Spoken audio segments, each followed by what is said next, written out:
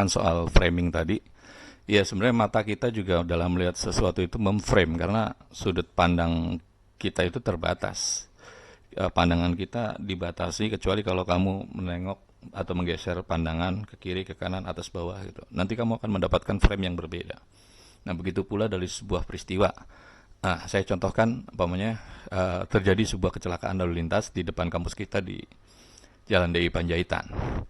Nah, sebagai wartawan atau reporter kamu datang, kemudian mengumpulkan informasi. Sudah berapa kali terjadi kecelakaan di situ, mamanya? Ternyata sering. Kalau sering berarti ini ada sesuatu yang menimbulkan kecelakaan itu. Cek, mamanya rambu lalu lintasnya. Cek, mamanya penerangannya kalau itu terjadi malam hari. Cek, umpamanya kondisi jalannya mulus, berlubang atau bagaimana. Nah, ini penting. Itu saja sudah memperlihatkan 3 angle. Atau kalau kamu mau lihat dari sisi ekonomi, oh ternyata kecelakaan lalu lintas itu akan menimbulkan kemacetan. Kemacetan itu akan menimbulkan membuang bensin sia-sia. Itu ekonomi panjang lagi. Itu bisa semua itu kalian dapat melalui preferensi yang kalian miliki.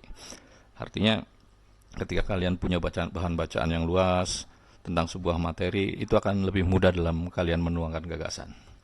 Umpamanya tadi bicara soal kecelakaan lalu lintas, kemudian kita sudah menentukan bahwa faktor utama dari ini penyebabnya kemungkinan adalah minimnya rambu lalu lintas.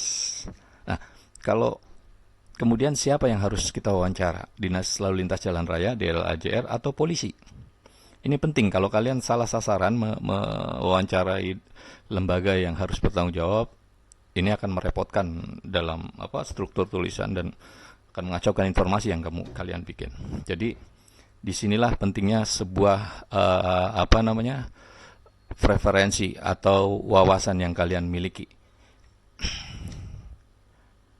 Taruh aja di situ, Cik, dulu. Oh, sini.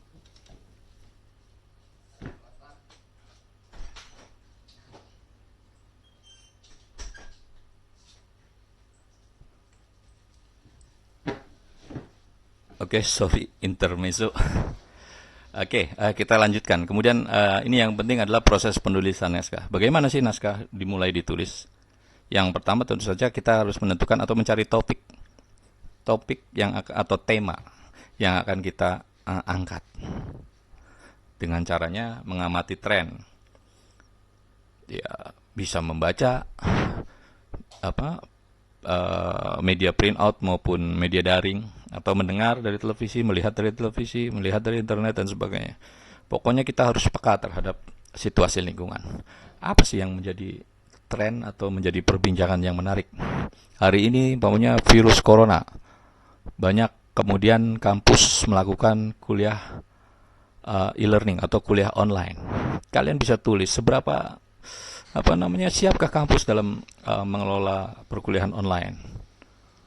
Siapkah server menampung tiba-tiba jutaan mahasiswa mengakses atau ribuan mahasiswa mengakses gitu. Nah, ini penting untuk kita mencari sebuah topik, mencari sebuah tema. Jangan sampai tema yang kalian gagas itu usang atau out of date. Oke, kemudian proses penulisannya ya setelah tema didapat, kalian sudah harus mulai melakukan penulisan. Menulislah secara mengalir. Menulislah seperti kalian ingin bicara. Jadi jangan banyak berpikir, tulis. Setelah itu, setelah selesai, baca. Kalau perlu, rewrite, tulis ulang. Jadi naskah sebelum siap untuk dibacakan, sebaiknya dibaca dulu oleh penulis naskahnya dengan gaya seperti seorang announcer, seorang pembawa acara, sehingga naskah itu enak nggak kalau dibacakan kemudian gitu. Nah, kalau ada sesuatu yang mengganjal atau kurang enak dan sebagainya, ya kita bisa rewrite. Oke. Selanjutnya kita akan membahas soal kaidah penulisan naskah.